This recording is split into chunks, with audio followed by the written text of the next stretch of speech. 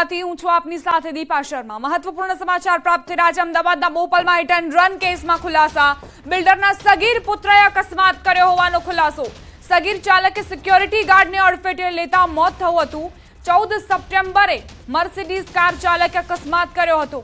તપાસમાં car builder મિલાપ શાહની હોવાનું ખુલ્યું। બિલ્ડર મિલાપ શાહના સગીર પુત્રએ પૂરપાટ ઝડપે કાર ચલાવીને રોડ ક્રોસ કરી રહેલા સિક્યોરિટી ગાર્ડને ટક્કર મારી હતી। અકસ્માત કરનાર ગાડીના સીસીટીવી ફૂટેજ આરોપીની ઓળખ થઈ છે। બોપલ પોલીસે ગુનો નોંધી આરોપી વિરુદ્ધ કાર્યવાહી હાથ ધરી છે। તો કઈ રીતે એક સગીરે અકસ્માત સર્જ્યો તેની તસવીરો પણ સામે આવી છે। 14 સપ્ટેમ્બરની એ તારીખ, જ્યારે આ સિક્યોરિટી ગાર્ડે વિચાર્યું પણ નહીં હોય કે કાર બનીને એક કાર તેની પર ત્રાટકશે અને આ દુનિયાને અલવિદા કહી દેશે। સીસીટીવી ફૂટેજમાં સગીરની કરતૂત કેદ થઈ છે। કઈ રીતે પૂરપાટ ઝડપે તે કાર હંકારી રહ્યો છે। આ રસ્તો જાણે કે તેનો હોય તેવી પ્રવૃત્તિઓ તે કરી રહ્યો હતો, એ પણ વગર ડરે, વગર લાયસન્સે। એક બિલ્ડર મિલાપ શાહ, તેનો આ પુત્ર, જેણે કાર હંકારી પૂરપાટ ઝડપે અને એક સિક્યોરિટી ગાર્ડનો જીવ લઈ લીધો। આખરે બેફામ નબીરાઓ પર ક્યારે બ્રેક લાગશે? વારંવાર આવા કિસ્સાઓ બનતા હોય છે કે આ નબીરાઓના કારણે નિર્દોષ નાગરિકો પોતાના જીવ ગુમાવી દેતા હોય, પરંતુ તેમ છતાં આ જે વાલીઓ છે તે પોતાના પુત્રોને, પોતાની પુત્રીઓને એવી શિખામણ કે બોધપાઠ આપતા નથી કે પૂરપાટ ઝડપે કાર ન હંકારો।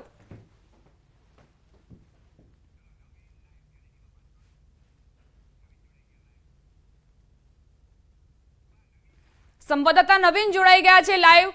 નવીન, અત્યારે જે ઘટના સામે આવી છે, વધુ એક વખત એ જ બન્યું કે બેફામ નબીરાએ એક સિક્યોરિટી ગાર્ડનો જીવ લઈ લીધો, શું જાણકારી?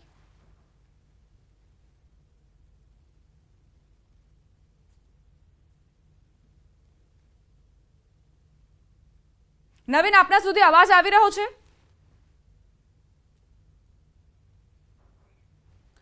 તમારા સંવાદદાતા નવીન પાસે ફરી એક વખત જઈશું, પરંતુ આ ઘટના જુઓ, સીસીટીવી ફૂટેજ પરથી જ આપ અંદાજ લગાવી શકો છો કે કઈ રીતે ગણતરીની સેકન્ડ્સમાં આ કાર અહીંથી પસાર થઈ અને સિક્યોરિટી ગાર્ડને અડફેટે લઈ તેને મોતને ઘાટ ઉતારી દીધો। કરીને વાત કરીએ તો ફરીવાર એક સગીરે એક ગરીબ વ્યક્તિ એટલે કે સિક્યુરિટી ગાર્ડમાં જે નોકરી કરતો હતો તે રોડ ક્રોસ કરી રહ્યો હતો પોતાની ડ્યુટી દરમિયાન। તે સમયે તેને ટક્કર મારી છે અને હાઈ પ્રોફાઇલ મામલો છે, કારણ કે જે સામે આવી રહ્યું છે કે આ સગીર જે બાળક છે, કિશોર છે, તેમના પિતા એક બિલ્ડર છે, નામી બિલ્ડર છે, અને તે આ કાર જે છે તે ચલાવી રહ્યો હતો। સવાલ અહીંયા ઉભો થઈ રહ્યો છે કે તેમના પિતાએ જે છે કઈ રીતે આમને કાર આપી છે ચલાવવા માટે, કારણ કે અગાઉ પણ અનેક વાર આ પ્રકારે સગીરે અનેક લોકોને એક્સિડન્ટમાં મોત ભેટ્યા છે, એ પ્રકારના બનાવ સામે આવ્યા છે। તેમ છતાં આ જે રહીશ ઘરના અને જે મોટા ઘરના છોકરાઓ છે, જે સગીરો છે, તે સુધારવાના નામ નથી લઈ રહ્યા। કોઈનું જીવ એ લોકોને માટે મજાક હોય એ પ્રકારના દ્રશ્યો સામે આવી રહ્યા છે। આપ જોઈ શકો છો કે સિક્યુરિટી ગાર્ડ જે છે તે હાલ મોતને ભેટ્યા છે, કારણ કે એક સગીરના ભૂલના કારણે, અને સગીરનું ભૂલ એટલા માટે અમે ના કહી શકીએ કારણ કે સૌથી મોટી ભૂલ જે છે તેમના પિતાની છે, કારણ કે પિતા એક બિલ્ડર છે નામી, અને તેમના પોતાના પૈસાનો રૂબાબ હોય પ્રકારે બાળકને ગાડી આપી દીધી છે। કારણ કે 18 વર્ષથી નીચે કોઈ પણ વ્યક્તિ પોતાના પુત્ર અથવા કોઈના ભાઈને ગાડી આપે તો એ આરોપી, મુખ્ય આરોપી તરીકે એના પિતા જ હોય છે, કારણ કે તેમને આ જે વાહન છે તે કેમ આપ્યું છે। ક્યાંક ને ક્યાંક આ સમગ્ર ઘટનાની અંદર દીપા એક ગરીબ વ્યક્તિનું મોત થયું છે। પોલીસ જે છે ત્યારે કાર્યવાહી કરી રહી છે, પરંતુ આ સિક્યુરિટી ગાર્ડ છે તેને ન્યાય મળશે કે કેમ તે સૌથી મોટો સવાલ અહીંયા ઉભો થઈ રહ્યો છે। જી નવીન, ઘણી વખત એવું બનતું હોય છે કે સિંધુબાબેન રોડ હોય અથવા તો બોપલ રોડ હોય, ત્યાં આ જે નબીરાઓ છે તે બેફામ ફરતા હોય છે, જાણે કે રોડ તેમના પિતાનો હોય તે પ્રકારે ગાડીઓ ચલાવતા હોય છે। આખરે તેમની સામે કેવા પ્રકારની કાર્યવાહી? કારણ કે તથ્ય કેસ જોઈ લીધું આપણે, એના પછી પણ ઘણા કેસ સામે આવ્યા, પરંતુ વારંવાર પુનરાવર્તન આ જ અકસ્માતોનો।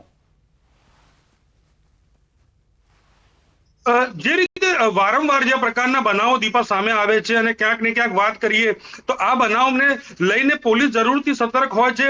અત્યારે હાલમાં જ જે વિસ્મયકાંડ હતો, ત્યારબાદ અત્યારે જે સોલાની અંદર જે ટ્રાફિક SD1 ની અંદર પણ આ પ્રકારના જે બનાવો સામે આવ્યા, તો ક્યાંક ને ક્યાંક આ પ્રકારના બનાવો વારંવાર સામે આવતા હોય છે। સગીર અને જે રીતે નબીરાઓ કહી શકાય, સગીર કહી શકાય, આ લોકો પોતાના જે પિતાના પૈસા ઉપર એસમોજ કરવા માટે આ પ્રકારે નીકળી પડતા હોય છે, અને જે સામાન્ય રોડને પોતાની જે મિલકત સમજીને અને જે વાહનો ચલાવતા હોય છે તેના કારણે આ પ્રકારના બનાવો જે બની રહ્યા છે તે ખૂબ જ ચિંતાજનક છે. અત્યારે જે વાત કરીએ તો આ ઘટનાની અંદર પણ એક સિક્યુરિટી ગાર્ડની જે મોત થયું છે, પોલીસ કહી રહી છે કે અમે કાર્યવાહી કરીશું અને આરોપીને જરૂરથી જે પણ હશે તે કાર્યવાહી કરવામાં આવશે. પરંતુ સૌથી મોટો સવાલ અહીંયા એ ઉભો થઈ રહ્યો છે, સગીર છે તેને તો આપણે ધરપકડ ના કરી શકીએ કેમ કે કાયદાના સંઘર્ષમાં આવેલો તે સગીર છે, પરંતુ તેના પિતા સામે કેમ ગુનો દાખલ કરીને તેની ધરપકડ કેમ ના કરવામાં આવે? કેમ કે વાહન આપનાર એના પિતા છે. તો આ પ્રકારે સામાન્ય વ્યક્તિને માત્ર એક મજાક સમજીને અને પોતાના સામાન્ય રોડ જેનો ટેક્સ તમામ લોકો ચૂકવે છે એ રોડને પોતાની મિલકત ગણીને અને સ્પીડમાં વાહનો ચલાવીને આ પ્રકારે મોતને લોકોને ખાટ ઉતારી દીધા હોય છે. તો આવા લોકો સામે કડક કાર્યવાહી કરવી જોઈએ અને પોલીસને આ કેસની અંદર જે બાળકના પિતા છે, જે સગીરના પિતા છે, તેમની સામે કડક કાર્યવાહી કરીને અને એક દાખલો બેસાડવો જોઈએ કે વારંવાર આ ઘટના નહીં ચલાવી લેવાય અને કોઈ પણ મિલકત અથવા કોઈ પણ વ્યક્તિ છે તેની સલામતી જે છે તે ખૂબ જ જરૂરી છે. દીપા જી. નવીન, જે પૈસાદાર વ્યક્તિઓ છે તેઓ પોતાના પુત્રોને પુત્રીઓને એ શીખવાડવા જોઈએ કે આખરે તમારો જીવ જેવી રીતે મહત્વપૂર્ણ છે, કિંમતી છે, તો ગરીબનો જીવ પણ કિંમતી છે. એટલે ગરીબ છે એટલે તમે એને અકસ્માત સર્જી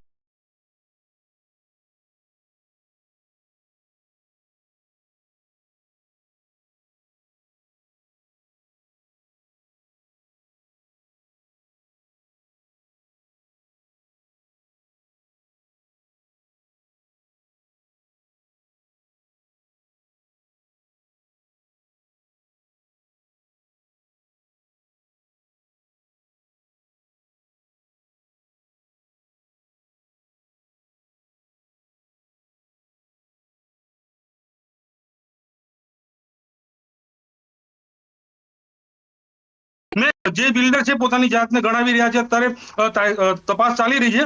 આની સામે કડક કાર્યવાહી કરવાની જરૂર છે, જેથી ફરીવાર આ જે પિતા છે પોતાના પુત્રને ગાડી આપતો 100 વાર વિચારે અને માત્ર આ પિતા નહીં પરંતુ તમામ જે લોકો જે નબીરાઓ છે અને જે સગીરો છે તેમના પિતાને પણ સબક લેવાનો જરૂરી છે કે આ રોડ જે છે એ લોકોની અવર જવર અને સુવિધાઓ માટે છે. આ રોડ કોઈના રેસિંગ ટ્રેક નથી, એ માનવું પડશે.